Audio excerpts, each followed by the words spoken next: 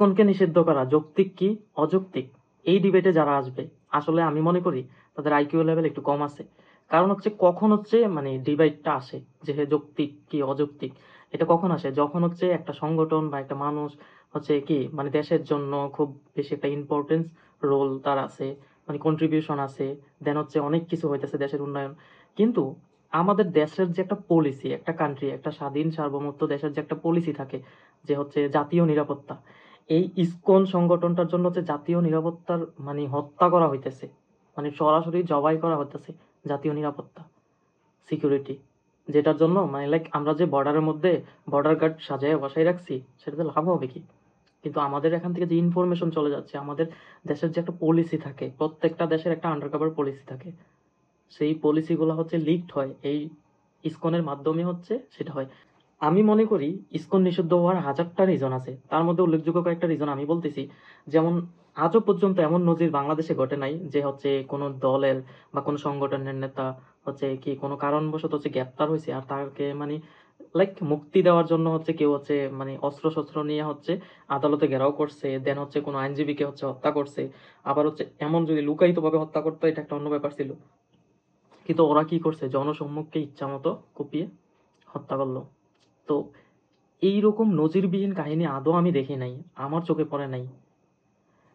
বিএনপির নেতা বলো, আওয়ামী লীগের নেতা বলো, জাতীয় পার্টির নেতা বলো, জামাত ইসলামের নেতা বলো, হেফাজত ইসলাম বলো, যত রাজনৈতিক সংগঠন আছে বা যত মানবাধিকার সংগঠনগুলো আছে, তারাও যদি কোনো অপরাধ করে থাকে, বা লাইক যে কেউ মানে বাংলাদেশের কোনো সন্ত্রাসকে গ্রেপ্তার করছে, তো সন্ত্রাসের ফ্যান ফলোয়ার আছে না, তাদের ফ্যান ফলোয়ার তো কখনো যে গিয়ে হচ্ছে এই মানে অস্ত্র শস্ত্র নিয়ে হচ্ছে এইভাবে হামলা করে নেই।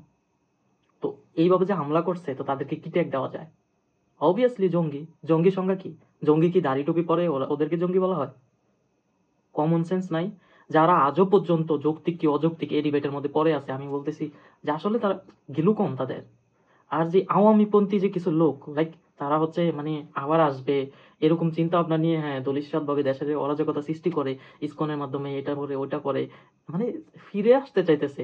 তারা আদৌ বোঝে না যে ইসকন ইসকন থাকা মানে আর ইসকনের এত বড় ক্ষমতা বেড়ে যাওয়া মানে তারা এই অপরাধটা করার পরও যদি তাদেরকে নিষিদ্ধ না করে তাহলে তাদের লেভেলটা অন্যরকম হয়ে যাবে। কিসের আওয়ামী লীগ? তখন তুমিও ছাড় পাইবা না, তোমার বাসায় গিয়ে কোপাইবো। ওদেরকে চিনো? ওদের মেইন এজেন্ডাই হচ্ছে এটা যে হচ্ছে অন্যান্য ধর্ম যত আছে সব হচ্ছে ফালতু ধর্ম, আমারটা হচ্ছে ক্লাসিক্যাল। মানে জাস্ট ধর্ম বললেও তো এটা হইতেছে না, কারণ হিন্দুদের ধর্মের অনেকগুলো দর্শন আছে, সেইগুলোর মধ্যে সবগুলাতে ওরা বিশ্বাস করে না, ওরা একটা সাইড নিয়ে কৃষ্ণা নিয়ে পড়ে থাকে, মানে ভগবান কৃষ্ণের উপরে সেগুলো করে। লাইক আছে না মূর্তি পূজা এটা সেটা, মানে অনেক বেশি ভক্তি, ওইরকম কিছু নাই ওদের ধর্মে। লাইক ওদের ধর্মে কি মানে এই ইসকনের মধ্যে ইসকনের যে এজেন্ডা গুলো আছে, আর ইসকন হচ্ছে সবচেয়ে বেশি মারাত্মক ভাবে দেখা হচ্ছে মানে গো হত্যা। তো গো হত্যা মানে হচ্ছে গরু হত্যা, লাইক গরু জবাই করা। তো আমরা যে কুরবানিতে গরু জবাই করি, তো ওদের মধ্যে ব্রেইন ওয়াশ করা আছে হচ্ছে ছোট ছোট বাচ্চা থেকে শুরু করে সিনিয়র যতজন আছে ইসকনের সাথে যুক্ত বা ইসকনের সাথে যুক্ত না বাট এভারেজ হিন্দু, তাদের মধ্যে এই এজেন্ডা ছড়াইতেছে যা হচ্ছে যে গো হত্যা করবে তাদেরকে আমরা হত্যা করলে আমাদের কোনো মানে কোনো পাপ নাই, উল্টো আরো আমার লাইক সোয়াব, মানে স্বর্গে যাওয়ার একটা পন্থা হবে। আছে না মানে সোয়াব গুনাহ এরকম বা পাপ পুণ্য।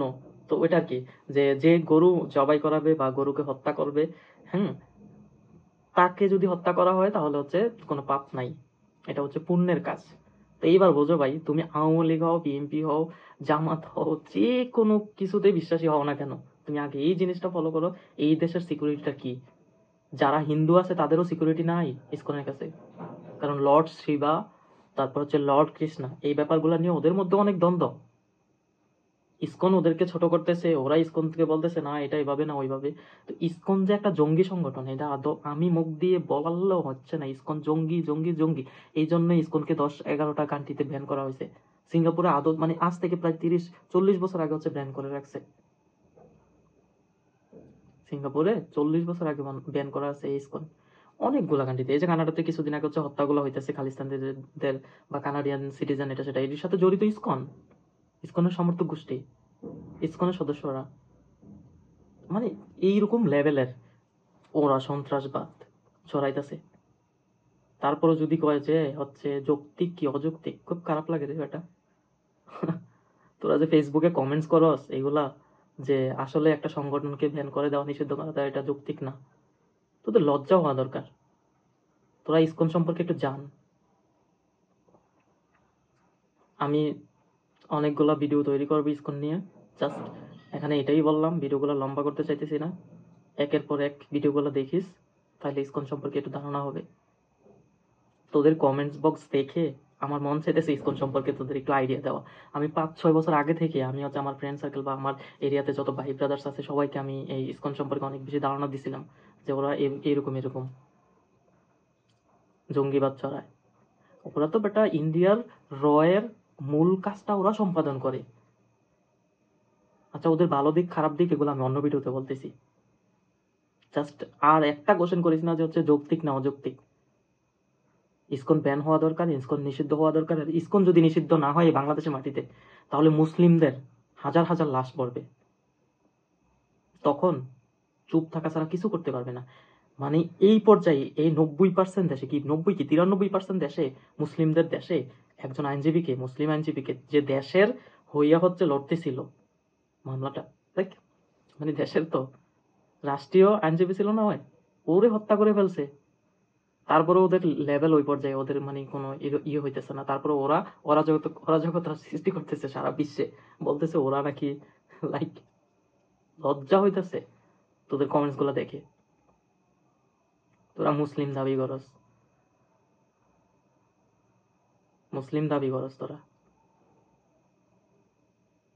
পরবর্তী ভিডিও দেখিস কে নিয়ে আসতেছি।